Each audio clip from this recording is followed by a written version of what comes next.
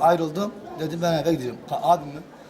Dedi gel eve gideriz. Abim bu arada dedi ki ben 10 dakika daha beklerim gelirim dedi.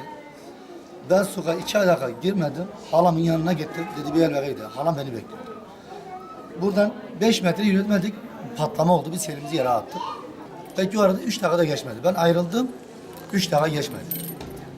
Üstümüzde cam şişeler, her şey tahtın üstüne geldi. Baktık ki bütün vücutlar hepsi orada yanmaya başladı. Yangın çıktı. O yangını söndürmeye çalıştım.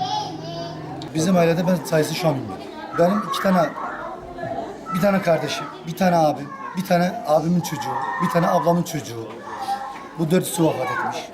Benim ablamın çocuğu vefat etmiş şu an burada. Ablam içeride şu an baygınlık geçiriyor. Diğer ablam bütün abilerin kardeşleri için acı paylaşıyor içeride. Kendisi de bayılıyor. Şimdi biz onun acısını bekliyoruz. Biz onun sabır paylaşıyoruz.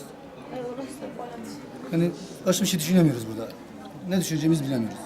Durumu hiçbirisi iyi değil. Şu an birisi kirada oturuyor. Birisi Çalışmaya gelmiş. birisi çalışmaya geldi. Çocuğu burada ikisi kaldı. Kendisi vefat etti. Maddi durumu hiç iyi yoktu. Maddi durumu olsaydı köyden buraya gelmiş çalışmazdı. Şu an gelmiş burada çalışıyor. Kendisi vefat etti. Çocukları burada yetim kaldı. Benim abim vefat etmiş. Kardeşim vefat etmiş. Akdoğan olarak.